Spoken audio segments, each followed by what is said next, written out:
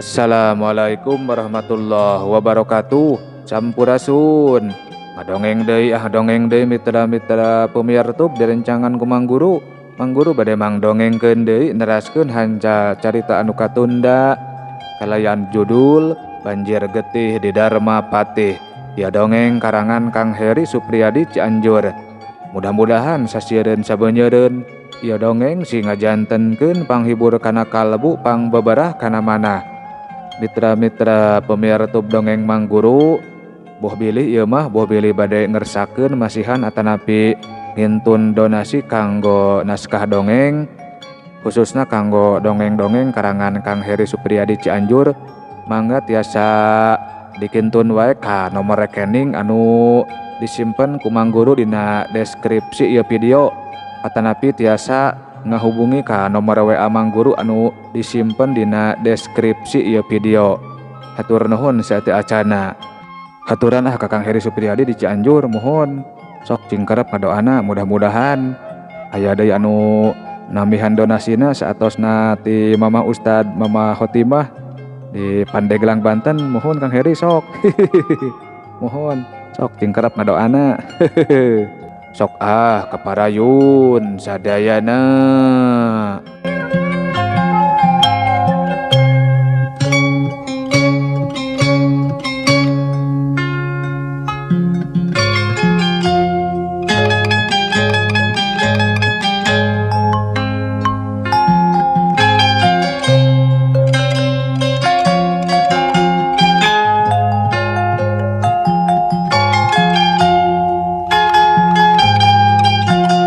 Mitra-mitra pemirsa dongeng Mang Guru, ari di alun-alun anu pernah aya di hareupeun Karaton Batu Nunggal.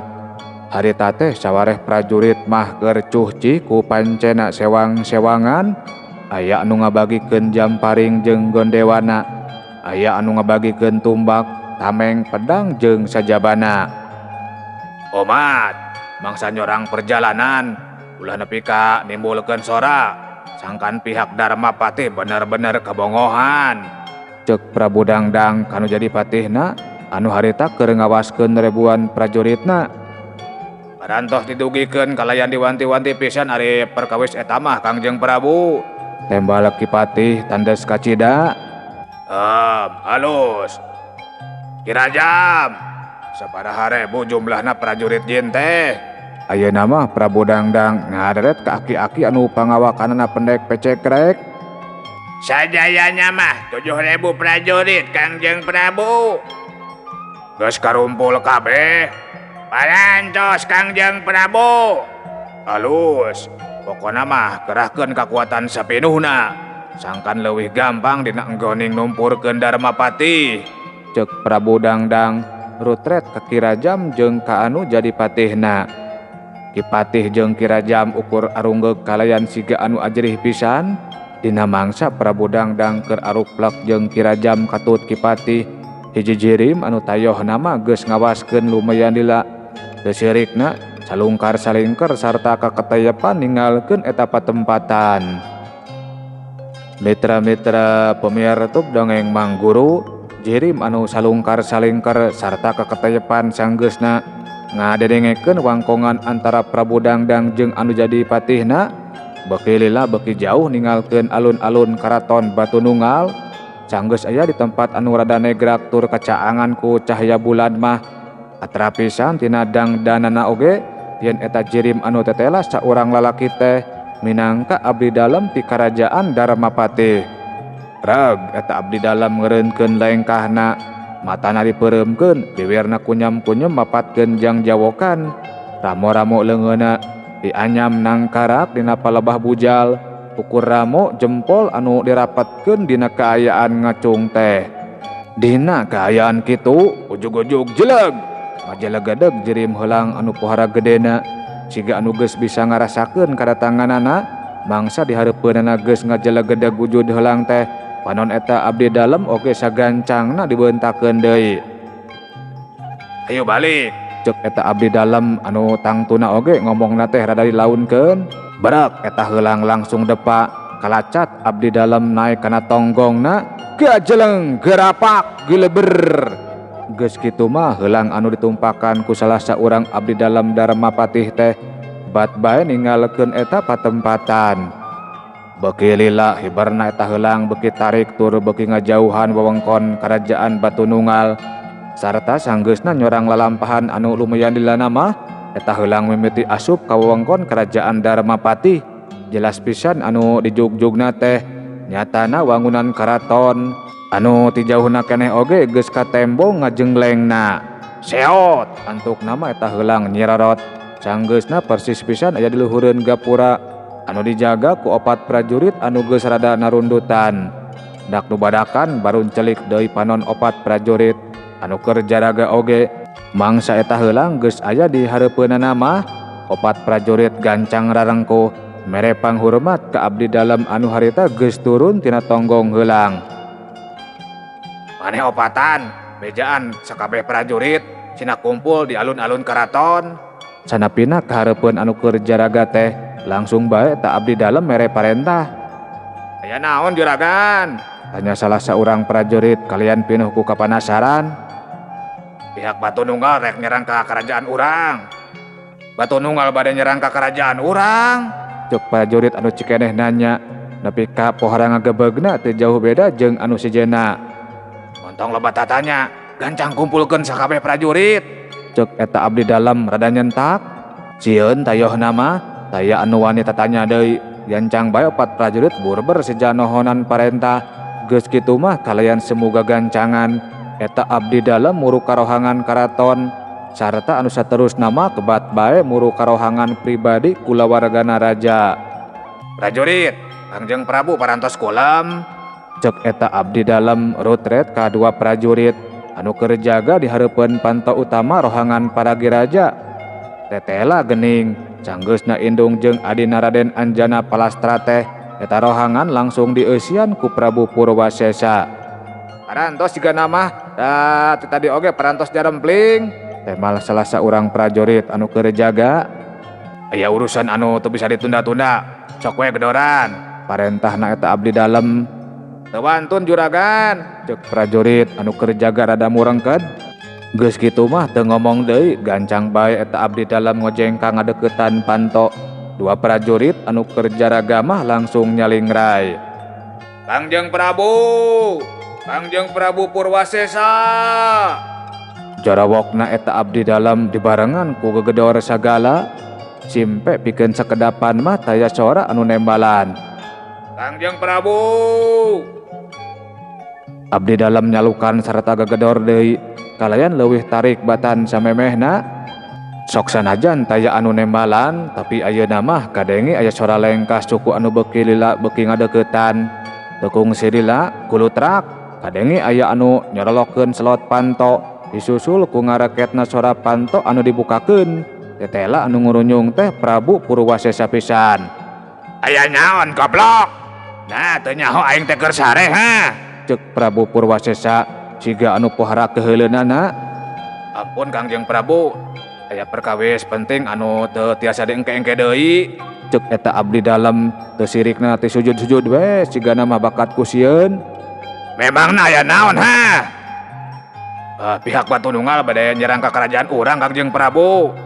Ngan gebeg pohara ngarenjagna Prabu Purwasesa mah mangsa ngadenge kekecapan ti abdi dalam anu samodel kitu teh. 2 prajurit anu keur jaraga mah bati pating polohok sarta silih reret jeung anu jadi baladna. Anu bener kehead, lain rek nyerang Trisula Mas ari Batununggal mah ha. Tetep Prabu ungkara pohara sekeutna. Saya nama dilebat bae nyariosna Kangjeng Prabu. Cek eta abdi dalam kituna teh ditungtungan ku retret ka 2 prajurit anu keur jaraga. Siga anu seungah pikeun beja ari di hareupeun anu sejen mah. Surti sigana mah teu ngomong deui kebat bae Prabu Purwasesa asup di karohanganana. Dituturkeun ku abdi dalam anu rek nepikeun beja. Sieun aya anu ngadengekeun tayohna mah pantona oge nepi ka direkepkeun sarta ditulakan deui ti jero. 2 prajurit mah ngan saukur kurang kerung deui bae bari silih reret deui jeung anu jadi baladna. Gek sanggeusna nepi ka hiji rohangan mah Prabu Purwasesa jeung abdi dalam diuk pahareup-hareup dina kursi anu dipisahkeun ku hiji meja. Kumaha ya teh? Nah pihak Batu Nunggal malabat nyerang ka kerajaan orang ha. Tekung si basa-basi deui, cagekna dina kursi teh langsung bae Prabu Purwasesa mah nalek perkara puseur permasalahanana. Rupina mah aya anu ngabocorkeun Kangjeng Prabu, perkawis pihak urang anu ngamangpaatkeun Batu Nunggal kanggo numpes Trisula Emas teh parantos dugi berna ka Prabu Dangdang Kangjeng Prabu. Tembal eta abdi dalam anu tayuh nama milu nyekel kana rusiahna Prabu Purwasesa salila ieu. Ngan kebeg Prabu Purwasesa mah siga anu pohara reuwaseunana. Tapi acan mah Prabu Purwasesa kedal ucap, abdi dalam geus neruskeun deui caritaanana. Sajabi teh eta perkawis pelastarana dua raja sareng kulawargina oge. Parantos dugi ibarna ka pihak Batu Nunggal teh nya dua perkawis eta pisan anu janten sebab nama. Matak dugi ka pihak Batu Nunggal bendu sareng palai ngawasa kerajaan urang teh. Goblok. Nah saha mangkelukna anu geus kumawani nepikeun eta beja teh ha? Cek Prabu Purwasesa nepi ka neubrag meja sagala. Duka ari perkawis eta mah Kangjeng Prabu. Nanging saena mah saengalna nyiapkeun pasukan kanggo majunan pasukan Batu Nunggal. Kira-kirana geus moal bisa dibadamikeun deui ieu teh. Rupina mah parantos mustahil pisan Kangjeng Prabu. Prabu Dangdang parantos pohara pisan benduna. Malih mah ribuan prajuritna oge parantos disiapkeun. Anu saurna mah bade miang dina wanci pasusubuh. Waduh, bahaya pisan atuh ieu mah oi. Cek Prabu Purwasesa nepi ka ngajenggutan buuk siga anu pohara bingungna. Nempok kitu mah abdi dalam teu wanieun langsung nyarita deui. Rek kumaha bae Balukarna? Siapkeun kabeh prajurit pikeun yang hareupan pasukan Batu Nunggal. Jeung bejaan deui sakabeh abdi dalam. Sangkan karumpul di rohangan utama. Buru. Antuk nama Prabu Purwasesa nekat rek nyang hareupan pasukan Batu Nunggal. Sok sanajan rek kumaha bae Balukarna. Perkawis kawartosan para prajurit mah abdi parantos miwarang ka opat prajurit anu jaraga di gapura Kangjeng Prabu. Halus mun kitu mah halus. Ayeuna mah gancang bejaan kabeh abdi dalam pikeun ngayakeun gampungan di rohangan utama. Buru. Unjuk sumangga Kangjeng Prabu. Cuk eta abdi dalam haget pisan nyanggupan. Mitra-mitra pemirtub dongeng Mangguru tekungsi diengke-engke deui canggeusna amitan mah gura-giru bae eta abdi dalam ninggalkeun anu jadi rajana. Ari Prabu Ungkara sanggeusna ngarawel jubah kalungguhanana mah kebat baek ninggalkeun rohangan pribadina, tapi teu langsung muru ka rohangan utama, malah mengkol heula ka hiji rohangan anu samemehna di tempatan ku dirina. Angkara! Angkara! Cek Prabu Purwasesa gegedor canggeusna ya dihareupeun panto. Tetela geuning ari Raden Angkara mah masih keneh ngeusian eta rohangan. Angkara! Hudang oi hudang! Cek Prabu Purwasesa gegedor deui siga anu teu sabar. Sanggeus sababaraha kali digedoran, antuk nama panto aya nu muka disusul ku ngurunyungna Raden Angkara. Ya pikir saeun naon Kangjeng Rama? Cek Raden Angkara gigisik ditungtungan ku huai. Teu langsung nemalan gancang bae Prabu Purwasesa ngajewang leungeun anakna sangkan asup deui ka jero rohangan. Sanggeus panto direkepkeun sarta ditulakan mah gancang bae Prabu Purwasesa muru kursi anu aya di hiji rohangan dituturkeun ku Raden Angkara anu kurang kerung sarta siga anu lelungu keneh. Bahaya euy Angkara, pihak Batu Nunggal rek nyerang ka kerajaan urang. Cek Prabu Purwasesa sanggeus anakna diuk pahareup-hareup jeung dirina. Batu Nunggal bade nyerang urang. Cek Raden Angkara pohara ngagebegna. Nya, siasat jeung rusiah urang geus kanyahoan ku pihak Batu Nunggal. Saur saha eta teh Kangjeng Rama? Cek Raden Angkara siga anu teu percaya. Teu diengke-engke deui ngan darak-dak we. Prabu Purwasesa nyaritakeun deui laporan anu katarima ti abdi dalemna. Anu memang haja dititah pikeun nalungtik kaayaan di Batu Nunggal. Ruas lain dikieuna pikeun Raden Angkara mah mangsa ngadenge naon-naon anu ditepikeun ku nu jadi bapana teh. Teras ketak urang kedah kumaha atuh Kangjeng Rama? Cek Raden Angkara siga anu pohara tagiwurna. Ah, tanya deui jalan. Kapaksa kudu disanghareupan. Gancang ayakeun musawala pikeun nyusun siasat merang Angkara. Waduh, Coba Nyimas Pandani duka ka mana deui teh Kangjeng Rama? Cek Raden Angkara siga anu beuki tagiwur. Nah, ka mana atuh? Ari Sugan teh geus mulang. Tacan aya ngelol-ngelol ti kabet kajantenan palastaran Haji Prameswari oge Kangjeng Rama. Aing mah koplok. Gancang we nyusun siasat pikeun nyanghareupan batu nunggal. Geus amporet pisan baktuna ayeuna mah. Mitra-mitra pemirsa dongeng Mang Guru dikitukeun Raden Angkara ngan saukur unggek sarta anu saterusna mah kebat bae amitan pajar terek salin heula pakean. Ari Prabu Purwasesa mah teu kungsi ngadagoan guragi rubae ngagedik muru karohangan utama karaton. Di mana atuh anjeun teh Nyimas Pandani? Garendengna Raden Angkara jroning pak-pikpak milihan pakaian dina lomarina. Mitra-mitra pemirsa dongeng Mang Guru ari anu keur pohara di arep-arep pisan ku Raden Angkara nama nya Nyimas Pandani harita teh keur pada ngariung sarta pada nalek ku Prabu Ungkara ku Ki Cakra sarta ku nu sejena.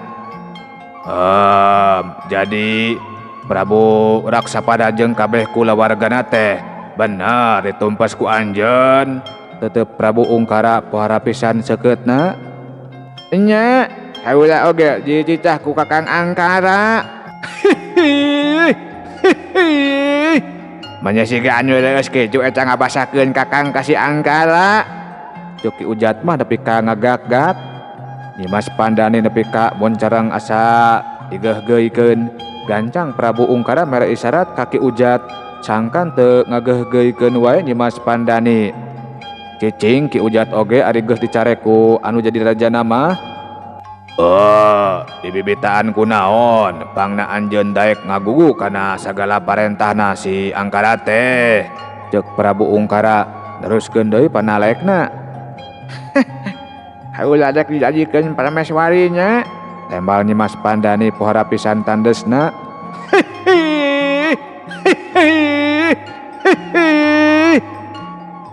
Ki Ujat. Prabu Ungkara langsung nyentak mangsa Ki Ujat nepi ka babarakatakan deui sanggeusna ngadenge jawaban ti Nyimas Pandani anu samodel kitu teh. Hapunten pisan Kangjeng Prabu. Ieu panjanyi bisi anjeun hayang nyaho. Kaula mah kungsi ngincip ka nyawangkongan antara si Angkara jeung anu jadi bapana. Anjeun teh sabenerna mah ngan saukur dimangpaatkeun wungkul. Geus eueuh mangpaatna mah bakal paeh ku jalan diracun. Ancang ngomong sambarangan sia koplok. Kakang Angkara mah geus pohara nyaheun nya pisan ka kaula teh. Cek Nyimas Pandani nyorongot. Leres pisan anu disaurkeun ku kersana Ki Ujat teh Nyimas. Abdi oge kantos nguping nyalira perkawis eta mah. Ngan nya kitu tea aja dijugikeun teh pilih salira lepat nyambinya. Cek Nyimanik nyelengkeung. Sakedapan mah Nyimas Pandani ngan saukur hulang-hulang. Penyor eta teh Manyik. Cek Nyimas Pandani siga anu acan yakin. Leres pisan Nyimas. Kurang ajar. Awas ya Angkara. Sia oge awas ya Purwasesa. Amarah Nyimas Pandani siga anu dak dubadakan pohara nguntab-nguntabna. Ari Ki Cakra, Prabu Ungkara, Ki Ujat jeung anu sieuna nempok kitu teh ngan saukur silih reret dibarengan ku arunggut-unggutan.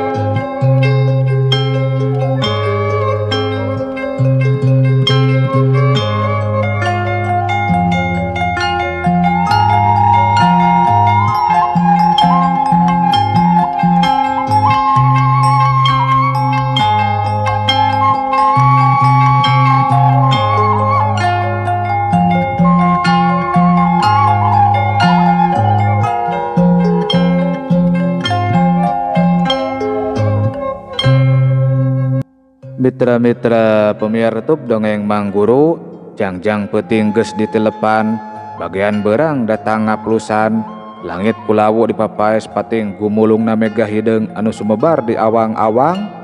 Beda pisan ti poe-poe anu samemehna, dina wanci anu sakuduna geus ngemprai caang, dina mangsa harita mah panon poe oge ngadon nyumput tukangeun mega, siga anu embung nyaksian kana naon-naon anu baris karandapan ku rebuan prajurit Darmapati anu dina mangsa harita geus ngajengjreng di alun-alun karaton, kalayan samakta ku pakarangna sewang-sewangan.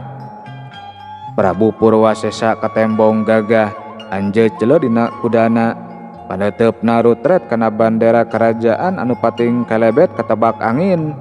Ret deui karatusan prajurit anu tarumpa kuda, anu nempatan jajaran panghareupna, tumbak-tumbak prajurit anu paranjang, sesekeutna pating aracos ka awang-awang, ditukangeunana pasukan prajurit anu marawat Jamparing geus sayaga enggoni ngalaksanakeun pancena.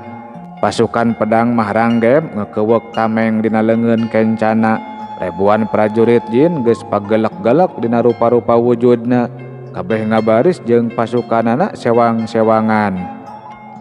Di sisi-sisi eta palataran katembong Raden Angkara jeung sababaraha abdi dalam kerajaan keur kukurilingan tarumpa kuda nggoni ngararis itu ieuna. "Geus siap sagala rupana ha?" tanya Prabu Purwasesa mangsa Raden Angkara geus aya di hareupeunana. "Rantos Kangjeng Prabu." "Ari pasukan jin geus disiapkeun kabeh?" tanya Prabu Purwasesa deui ka salah saurang abdi dalemna. "Rantos Kangjeng Prabu." "Alus, hayu urang papag sarta urang ayonan pasukan Batu Nunggal nepi ka kecelak getih anu panongtungan," ceuk Prabu Purwasesa siga anu pohara sumangetna. "Hidup Darmapati, hidup! Hidup Darmapati, hidup! Hidup Kang Heri Supriyadi Cianjur, hidup!" Cager, pohara Mang Guru muhun. Mitra-mitra pemirtub dongeng Mang Guru, kahian di eta tempatan dak dubadakan saheng kurebuan prajurit anu pating jorowok sarta pating keleuweuh. Ret Prabu Purwasesa kanu keur anjeun celeuk sarta ngekeuweuk tarompet gede dina tonggong kuda anu direretna gancang ungeuk. Tet tretet tretet tretet. Tarompet perang disadakeun, disusul ku beki sahengna ribuan prajurit anu pating jorowok bari ngacung-ngacung pakarangna. Bring geus kitu mah Prabu Purwasesa, Raden Angkara jeung puluhan abdi dalemna ngamimitian ninggalkeun eta patempatan dituturkeun ku ribuan prajuritna. Sajajalan ribuan prajurit pating keleuweuh siga anu hayang nyingkahkeun ka sieun mangsa rek adu hareupan jeung pihak Batu Nunggal anu geus kawentar ku kakuatan pasukanana. Sakur warga anu kabeneran pasangrok ngan saukur pating kecewis jeung pada baturna. Beki lila abringan pasukan Darmapati beki jauh ninggalkeun karaton nepi ka antuk nama sararea arereun sanggeusna nepi ka hiji palataran anu upluk-aplak pohara legana sarta di sisi-sisina dikurilingan ku rajegna tatangkalan. "Bagi-bagi pasukan Jamparing," ceuk Raden Angkara mere parentah. Salah saurang ponggawa anu mingpin pasukan Jamparing harita keneh ngabagi-bagi pasukanana, dibagi 3 pasukan Jamparing teh. Pasukan anu hiji bur berneangan penyumputan sarta ningker eta palataran ti belah kenca, anu hiji deui ningker ti belah katuhu, ari sisana mah teu kungsi incah tina tempatna. "Gencang tempat-tempatkeun pasukan jin," ceuk Raden Angkara ngareret ka saurang abdi dalemna anu direretna gancang ungeuk sarta anu saterusna mah gura-giru bae nohonan perintah ti Raden Angkara. Ari Prabu Purwasesa mah ngan saukur unggut-unggutan mangsa nempo anakna anu kalayan pohara sigepna nggoni ngatur-ngatur pancen dina ngajalankeun siasat perangna teh.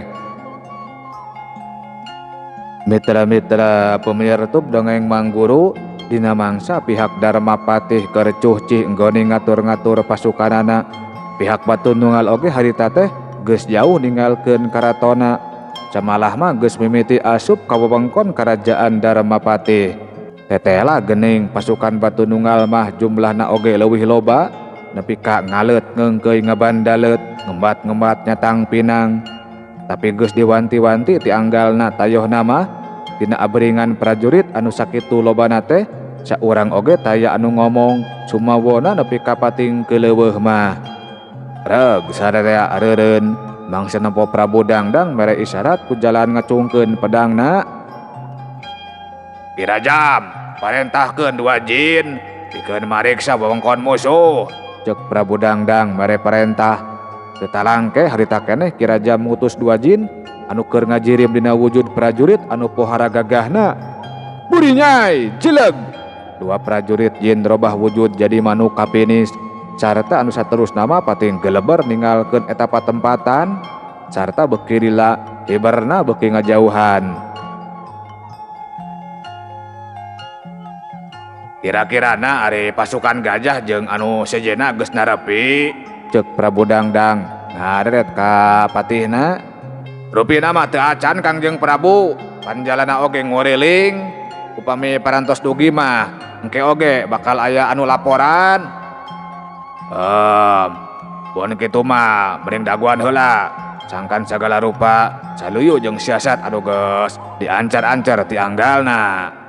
Kipatih ngan saukur unggut-unggutan tandani ngabenerkeun kana kekecapan anu jadi rajana. Sanggeus lumayan lila antarana dua prajurit jin anu dititah ngareris kaayaan musuh geus katembong pating kurunyung deui. Suruhuk kalayang, Buri Nyai, jileg. Dua kapinis langsung robah deui kana wujud prajurit. Sanggeusna aya di hareupeun Kirajam jeung Prabu Dangdang. Kumaha? Cek Prabu Dangdang siga anu geus teu sabar. Musuh geus mapak di palataran anu teu pati jauh ti ieu patempatan. Tahakan siasat oge jalma-jalma belegug teh. Samarukna aing teu nyaho, siang ngirim utusan pikeun nalungtik ka kerajaan aing Purwasesa. Cek Prabu Dangdang lelengakan siga anu ngeunah pisan. Kipatih oge jadi kabawakeun seserian. Tetela geuning dina mangsa aya pihak Darmapati anu keur nalungtik teh ari sabenerna mah Prabu Dangdang jeung patihna oge geus nyarahweun diantep sote dihaja sangkan kajiret ku siasatna.